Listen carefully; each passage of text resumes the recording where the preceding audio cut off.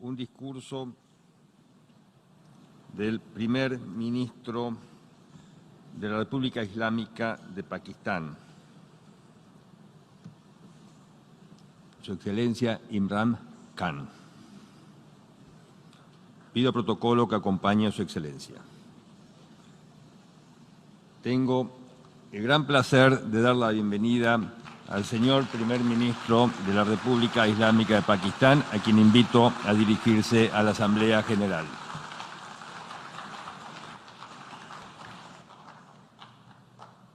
Bismillah ar-Rahman ar-Rahim. Iyyaka na'budu wa iyyaka nasta'in. Mr. President, Honorable Secretary General, Excellencies, ladies and gentlemen, I feel honored today to represent my country at this Forum of World Leaders, where we have a chance to discuss problems that the world is facing. I want to talk about a lot of problems, but just 4 today. And I especially came to this forum despite a difficult time in my country, facing challenges. I would not have come, but because I feel that there are some very urgent problems which the world must address. So first of all, I start with climate change. So many leaders have talked about climate change. But Mr. President, I feel that there is a lack of seriousness. Perhaps world leaders some of the leaders who can do a lot, do not realize the urgency of the situation. We have a lot of ideas, but as someone said, ideas without funding is mere hallucination. Pakistan, I'll give you start with my own country. Our country is amongst the top 10 nations in the world which are most affected by climate change. We depend upon our rivers. We are mainly an agricultural country. And 80% of the water in our rivers comes from our glaciers. The glaciers not just on the Pakistani side, even India. The river, the 80% of the water in Ganges and the Indian rivers also comes from the glaciers, from the Himalayan glaciers, Karakoram, Hindu Kush. And these glaciers are melting at quite a rapid pace. We detected already 5,000 glacial lakes in our mountains.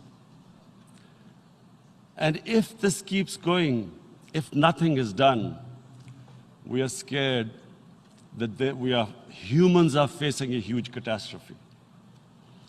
In my country, when my party came to power in the province of KP, we planted 1 billion trees in 5 years. Now we've set ourselves a target of 10 billion trees in Pakistan. Idea being to counter the effects of global warming. But one country cannot do anything. This has to be a combined effort of the world. My optimism comes from the fact that humans, the Almighty has endowed humans with great powers. We can do anything, provided our survival instinct is stirred up. And this is really what I hope that the United Nations will take a lead in this. There must be more emphasis. Richer countries must be pushed. Countries that are responsible for, mainly are responsible for greenhouse gas emissions. They must be pushed because our country contributes minuscule amount to greenhouse gases. So I feel that the United Nations must take leadership in this. My second issue for me right now is even more critical. Mr. President, every year, billions of dollars leave the poorer countries and go towards rich countries. Billions of dollars siphoned off by the ruling elites of the developing world. And they find their way into Western bank accounts, offshore accounts, tax havens, expensive properties hidden behind companies bought in Western capitals. Mr. President, this is devastating the developing world. This is causing more poverty, deaths. It's impoverishing the developing world. The difference between rich and poor countries is growing because of this. Money laundering, which happens because money leaves the poorer countries into rich countries, is not treated the same as, for instance, money from drugs or terror financing. The seriousness which terror financing and money from drugs, the way it is treated, it's not the same. The way the poor countries are being plundered by their elites. It's not happening. In my country, when I took charge of our government a year back, in the 10 years preceding that, our total debt went up 4 times. The debt we had accumulated in 60 years, just in 10 years, it went up 4 times. As a result, the total revenue we collected in 1 year, half of it went into debt servicing. How are we going to spend money on our human beings, 220 million people, when half the money is going into debt servicing? Because our country was plundered by the elites, the ruling elite. And easily they could get the money out. And when, Mr. President, we located properties in Western capitals bought by this money through corruption and money laundering, located the properties of these corrupt leaders, we find it so difficult to retrieve it. That money, if we retrieved that money, we could spend on our human beings. But it's so difficult. The laws protecting these criminals. We do not have the sort of money to have expensive lawyers and spend millions and millions of dollars. We need help from the rich countries. And Mr. President, it's critical. The rich countries must show political will. They cannot allow this to happen.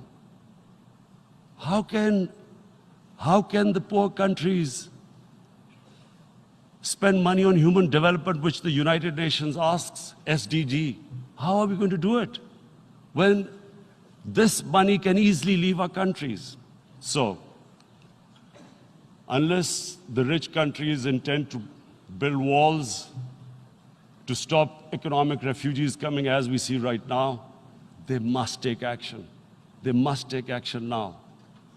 It must be a deterrent. Corrupt ruling elites should not be able to take money out easily and park it into foreign bank accounts and into these properties abroad. And I never understand why. Why do we have these tax havens? Why is this allowed? Why shouldn't rich people pay taxes?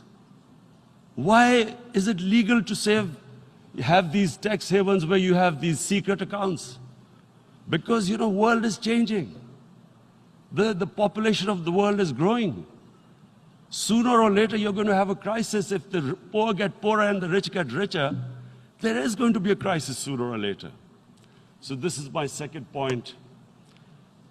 I hope that the United Nations takes a lead in this.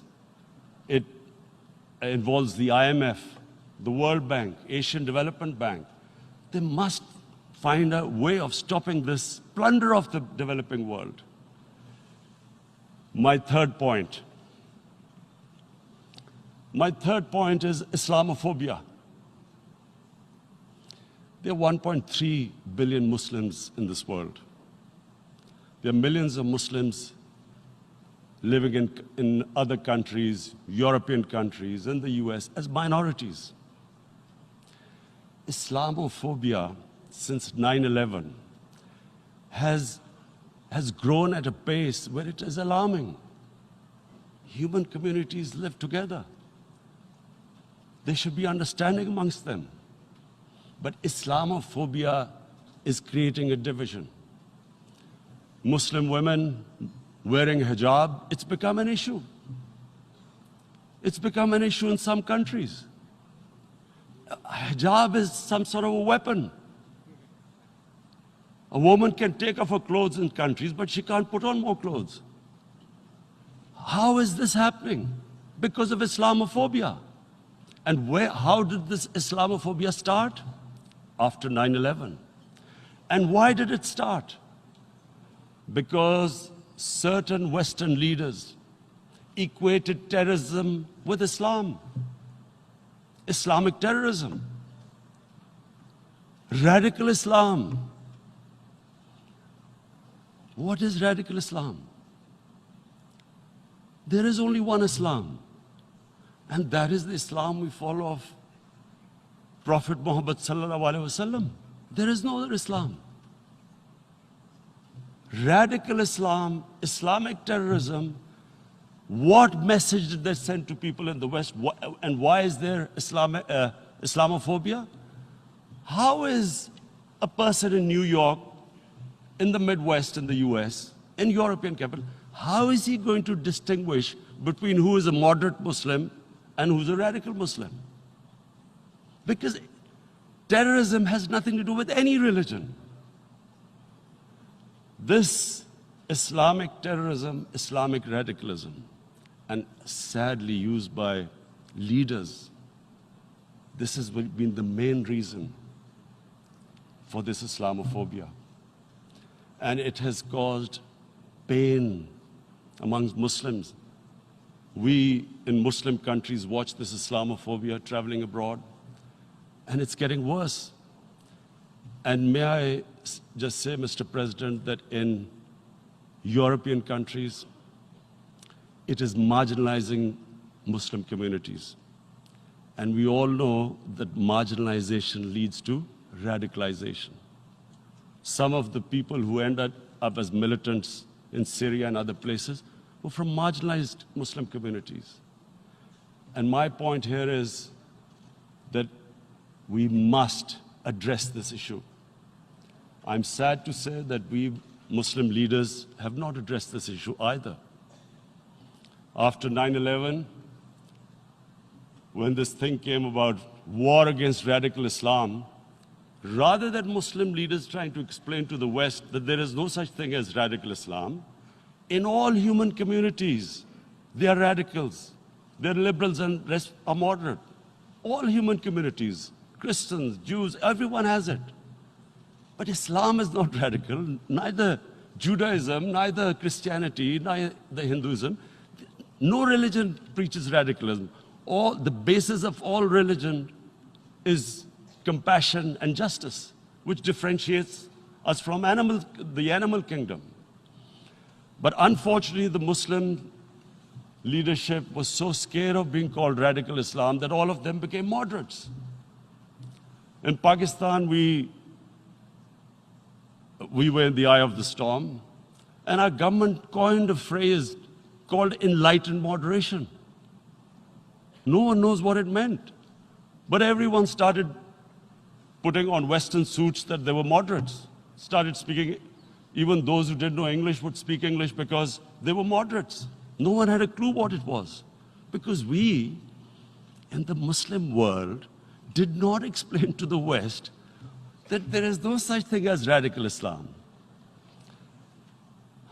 One of the reasons why after 9/11, Islam was supposed to be equated with terrorism was suicide attacks. Because the 9/11 bombers did a suicide attack, all sorts of theories came up that the Muslims are involved in suicide attacks because they will get virgin in heavens. Some came up with, what about women, suicide attackers? So this bizarre thing happened. No one explained. Suicide attacks and Islam were equated. No one did research that before 9/11, the majority of suicide attacks in the world were by Tamil Tigers, who were Hindus. No one blamed Hinduism, and quite rightly. What has Hinduism got to do with what desperate people were doing in Sri Lanka? We all know about, we've seen films about Japanese kamikaze pilots at the end of the Second World War doing suicide attacks. No one blamed the religion. But here we were trying to prove we were moderates and not explaining to the West. But the most important thing I wanted to say here today, in explaining this Islamophobia, Mr. President, and I feel it's very important because I've spent, because of I played professional sport in England, I spent a lot of time there. So I know how the Western mind works and how West views religion. So where the misunderstanding about Islam came. And one of the reasons it caused Islamophobia. That was, in 1989, this book was published, maligning, insulting, ridiculing our Prophet Muhammad sallallahu alaihi wasallam. And there was a reaction in the Muslim world. The West couldn't understand what was the problem. Because in the West, because I have spent so much time in the West, religion is perceived completely differently. They don't look upon religion like we do. And so, Islam was supposed to be an intolerant religion. It was against freedom of expression. And Islam took a real beating 30 years ago. I still remember it became a watershed. And every 2 or 3 years, someone would malign our Prophet, peace be upon him. There would be a reaction by the Muslims. And again, it was Islam, an intolerant religion. Again, this time, I blame a certain section of the people in the West who deliberately provoked this, knowing the impact it would have. But the majority of the people in the West didn't understand. This is where, again, Muslim leadership let the Muslims down. We should have explained to them what our Prophet, peace be upon him, means to us. So in 1 minute, I'll try and explain what he means to us. Our Prophet was the witness to the divine book, the Holy Quran. The Holy Quran is the book of guidance for Muslims, and the Prophet's life was living the Quran. He was an example of what the Quran guided us to be. So he is the ideal we all try to get to. The Prophet created the state of Medina, the first state in Islam. That state was the basis of a Muslim civilization which became the predominant civilization for the next 700 years. And what was that state? I hear such strange things about Islam, that it is against women, it's against minorities. The first state of Islam in Medina, it was the first time a welfare state was set up. The state took responsibility of the weak, widows, orphans, poor people, handicapped. It taxed the rich, spent the money on the poor. The state announced that all human beings are children of Adam, hence equal, whatever the color of their skin. the state announced, the Prophet announced that, and slavery, the whole system depended on slavery as it did for many years in the Western societies. The Prophet said that one of the greatest deeds is to free a slave.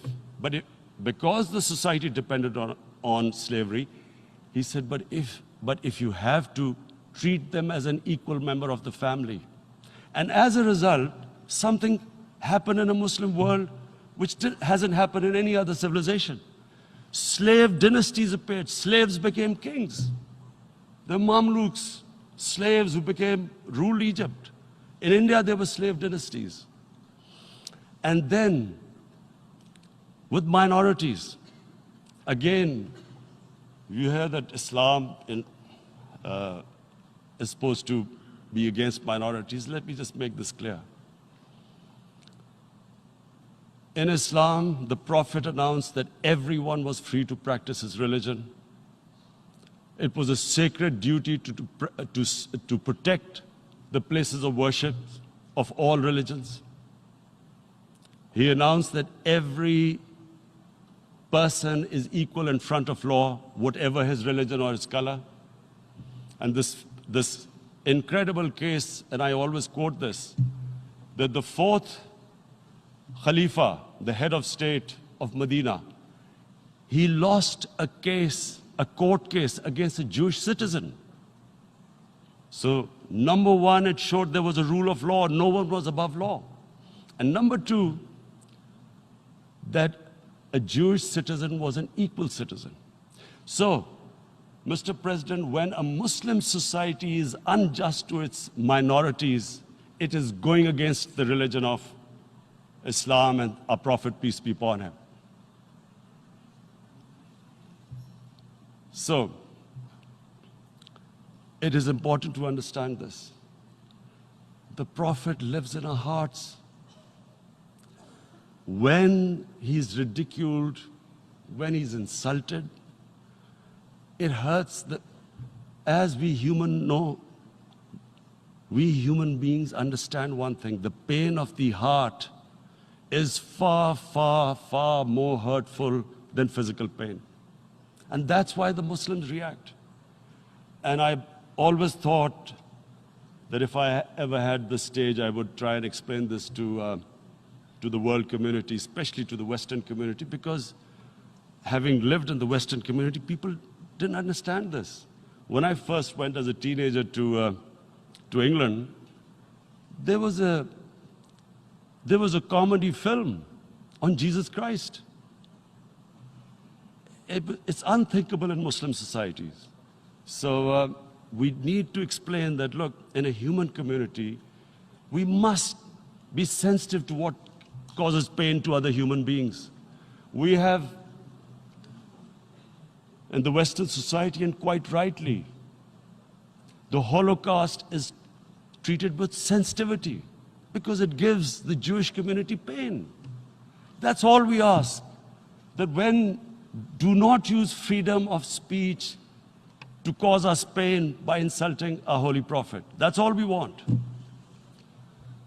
And now, the number fourth point, Mr. President, and this is the most critical point, is the reason why I especially came here. It is about what is happening in Kashmir. Before I go on this, I want to make one thing clear, that when we came to power, my first priority was that Pakistan would be a country which will try its best to bring peace. We had been through this war on terror. We joined the United States war on terror after 2001. And Pakistan went through one of its worst periods where 70,000 Pakistanis died and over 150 billion was lost to our economy. And Mr. President, I opposed the war because in the 80s, Pakistan had joined the Western countries in what was the freedom struggle then in Afghanistan against the Soviets. And it was funded by the Western countries. These Mujahideen groups, which were treated in guerrilla warfare, were trained by Pakistan Army, funded by the Western countries, and especially US, and they waged what was a freedom struggle in Afghanistan. The Soviets called them terrorists. We called them freedom fighters. 1989,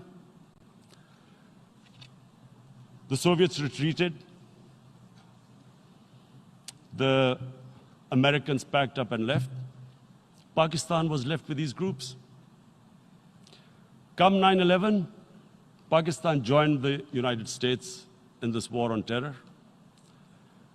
And now our government was supposed to, the reason why I opposed joining this war, because here we had indoctrinated them in jihad, meaning freedom struggle against foreign occupation. Now, because we had joined the US, and the US had occupied Afghanistan, now we were supposed to tell them that, no, this is not freedom struggle and jihad, it's terrorism. So that's why I tried to tell then government that, stay neutral, because you will have leverage over them. You will be able to control them. But if you join them, you become collaborators, and they will attack you, which is what happened. They turned against us. We went through a nightmare. 70,000 people killed in a war we had nothing to do with. No Pakistani was involved in 9/11. Taliban were in Afghanistan. Al-Qaeda was in Afghanistan. What had we to do with it? 70,000 Pakistanis died. So when we came to power, we decided that we would dismantle what was left of these groups. And this decision was taken not just by us, but by all the political parties in Pakistan. Unfortunately, they didn't implement it. So we came to power, we decided to implement it, and we dismantled whatever was left of the groups. And I know that India keeps accusing us that there are these groups there. I would like the United Nations to send observers, see for themselves what we've done. No Pakistani government would have dared to do this because it would have created strife. But we decided that there would be no militant organizations in Pakistan. So I need to give you this background and to what I'm going to say later on. And secondly, we started mending fences. I invited the Afghan president. We developed a relationship with Afghanistan. We had problems with Iran. We mended fences there. And then India. Now let me just give you a little background about my relationship with India. Because of cricket, and cricket being it's a passion in the subcontinent, I had great following in India. I have friends in India, and I loved going to India. So immediately, when my party came to power, the first thing we did was to immediately reach out to India. And I spoke to President Modi, and I said, look, we have similar problems. Climate change, poverty, let's get together. Let's resolve our differences through trade. Let's build a relationship on trust. Prime Minister Modi told me that, there were terrorist attacks from Pakistan. I said, we have problems with you. There are terrorist attacks which we know are instigated by India in Balochistan. We caught a spy, Kulbhushan Yadav, who admitted what the sabotage going on in Karachi and Balochistan. So we said, look, let's leave that behind. Let's move forward. Our main priority should be our people. The highest number of poor people live in the Indian subcontinent.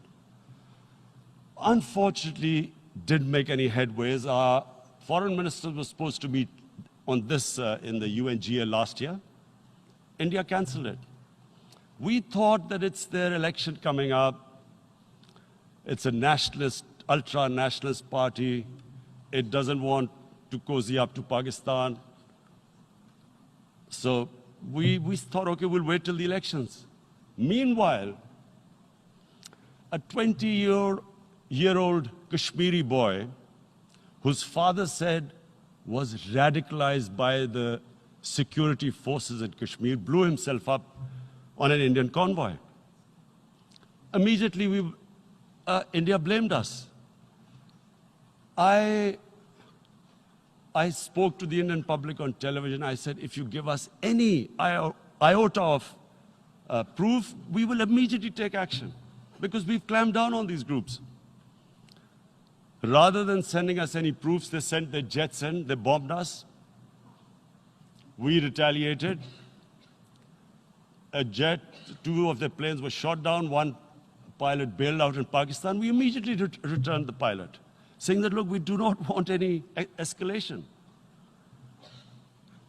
Rather than taking that as a peace gesture, the entire campaign, almost the entire campaign of Mr. Modi in the election was how he had taught Pakistan a lesson that jets had killed 350 terrorists. Complete lie. They had just killed about 10 trees of ours, which was quite painful given that, we are growing all these trees. He then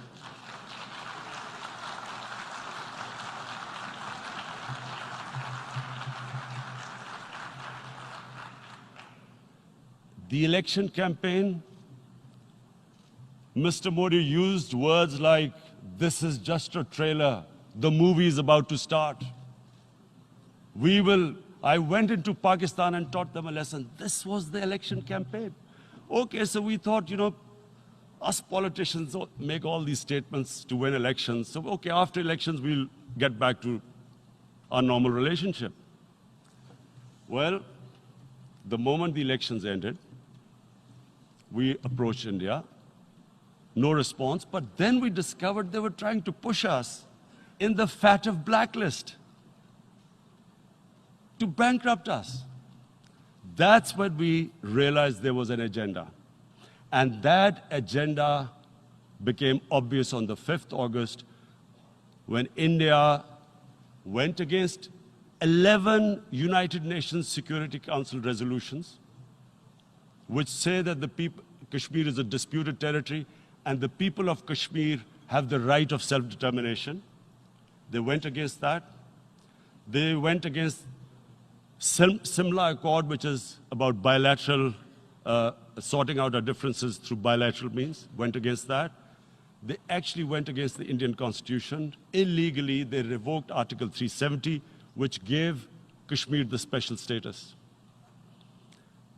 They got an extra 180,000 troops there. Total number of security forces in Kashmir now are 900,000. And they put 8 million people of Kashmir under curfew.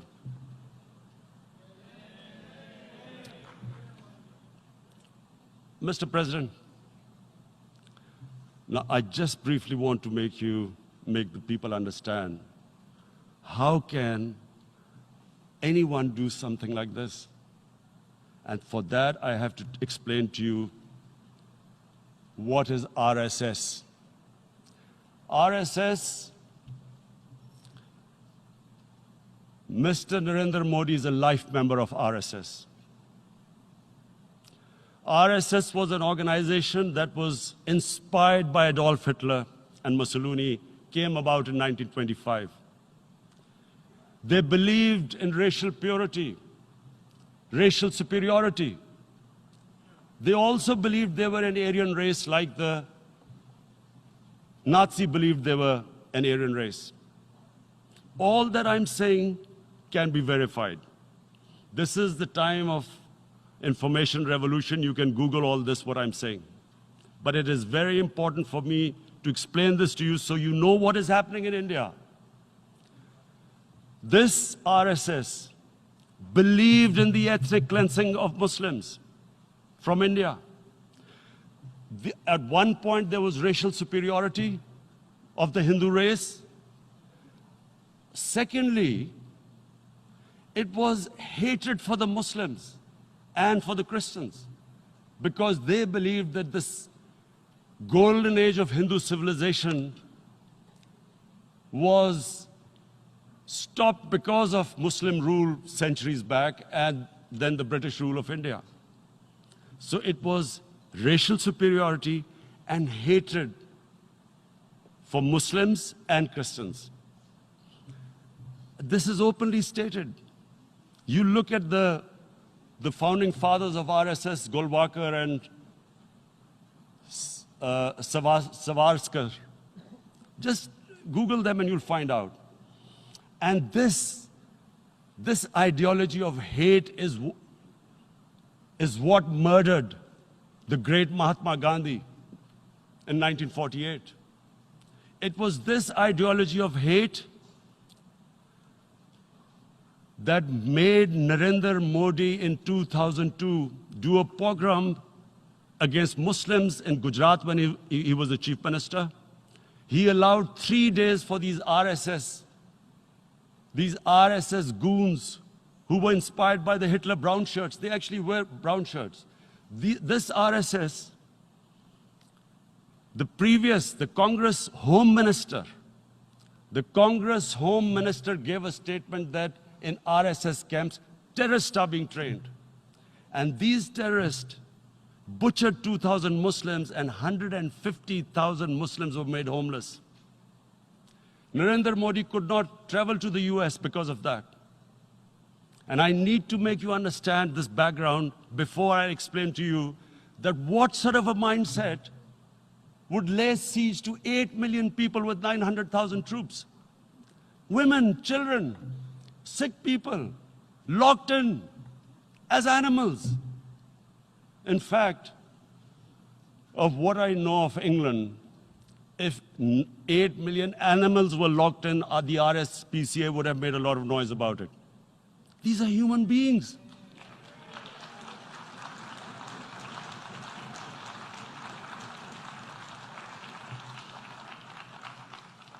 And Mr. President, what comes with racial superiority, these illusions of Aryan superior race, is arrogance. The two go together. And it's arrogance that makes people make mistakes and do stupid things. Cruel things like what Narendra Modi has done. It's sheer arrogance. And it's arrogance that has blinded him from the fact that what is going to happen when the curfew is lifted. Has he thought about it? This hasn't been thought through. What is he going to do when he lifts the curfew? Does he think that people of Kashmir will quietly accept the status quo because India has changed the constitution and taken away the special status? They'll accept that? Mr. President, 100,000 Kashmiris have died in the past 30 years because they were denied the right given by the United Nations, the right for self-determination. 100,000 have died and 11,000 women have been raped. There are 2 United Nations human rights reports on this. The world hasn't done anything because India is a huge market, 1.2 billion people. Sadly, the material prevails over the human. But this has serious consequences. Again, I repeat, that's why I'm here. Look,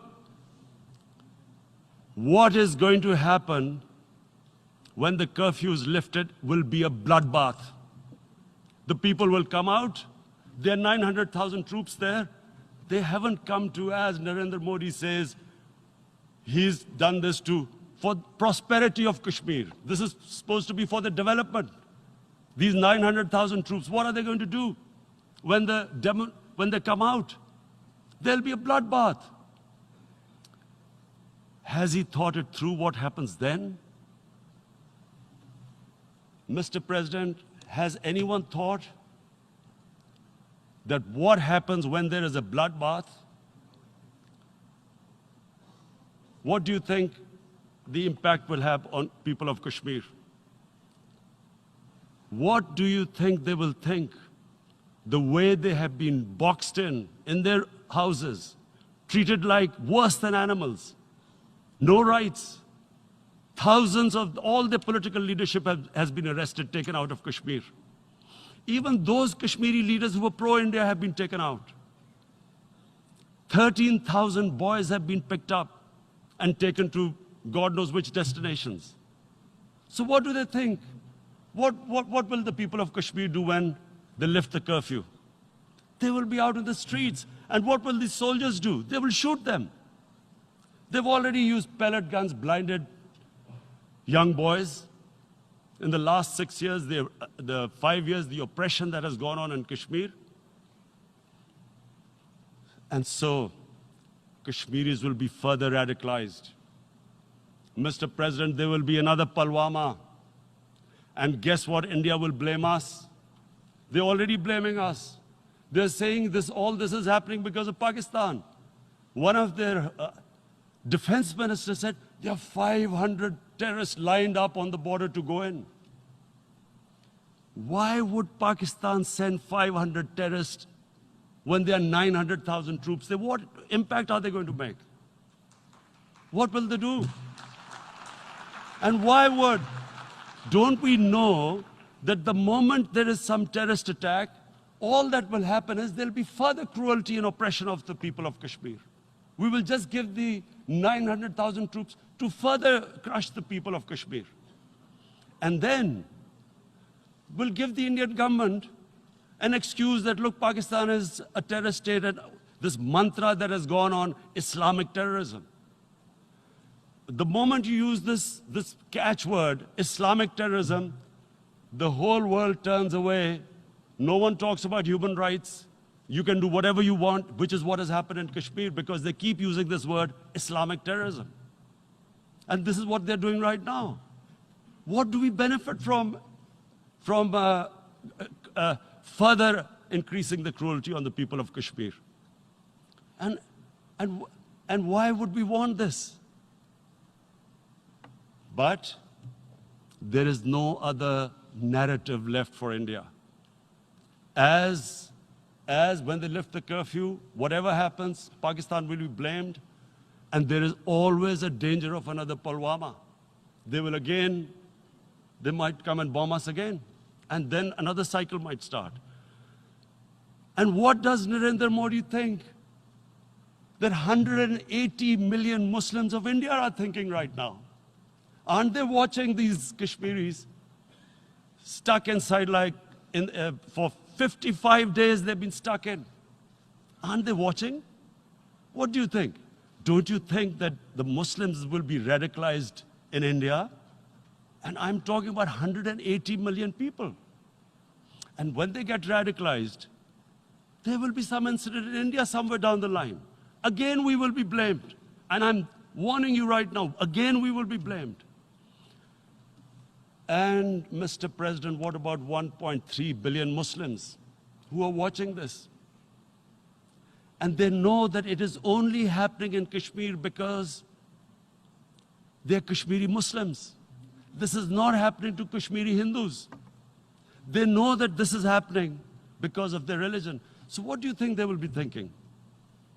What do you think the Jewish community would think if there were, forget 8,000 Jews stuck like this? What do you think Europeans would think? What do we think? I mean, any human community, if their members are stuck like that, what do you think they will think? Are we a children of a lesser God? Is it not going to cause us pain? And then I'll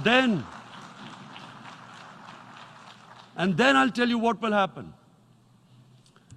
People will, in the 1.3 billion Muslims, someone will pick up arms. I know we've been brought up with films, Western films. This good, decent guy doesn't get justice.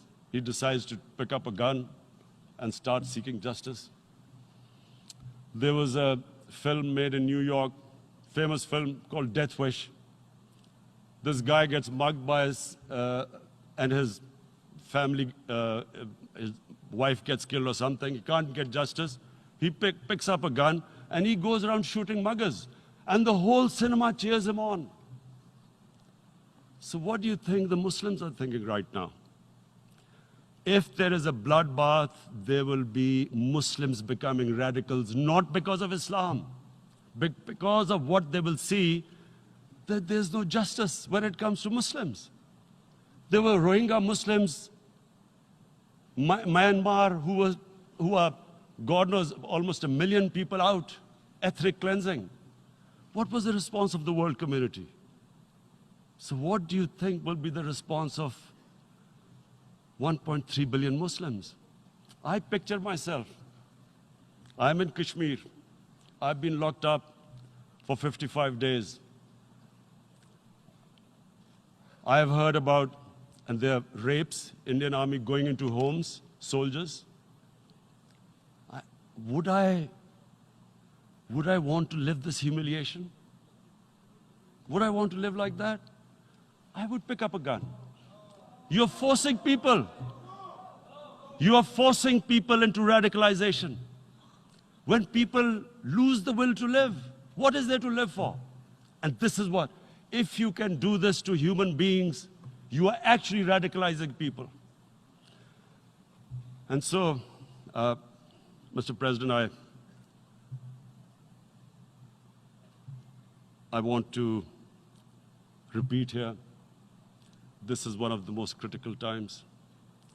There will be a reaction to this.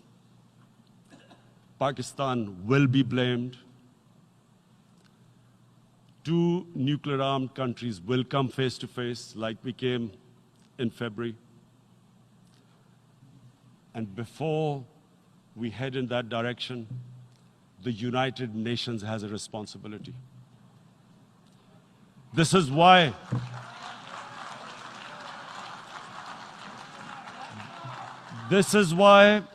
the United Nations came into being in 1945. You were supposed to stop this happening. I feel we are back to 1939, Munich. Czechoslovakia has been taken, annexed. What is the world community going to do? Is it going to appease a market of 1.2 billion, or is it going to stand up for justice and humanity?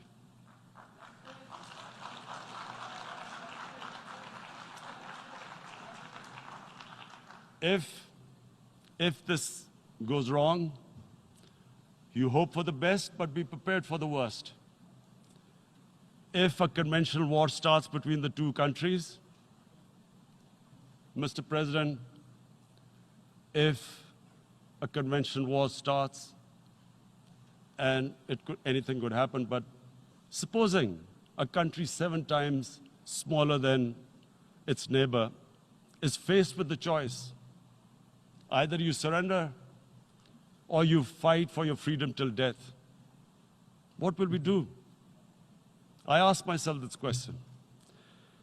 And my belief is, La ilaha illallah, there is no God but one. And we will fight. And when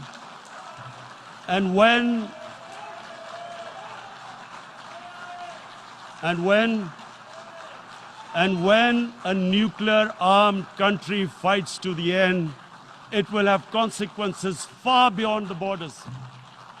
It will have consequences for the world, which is why I repeat I'm here. Because I'm warning you, it's not a threat, it's a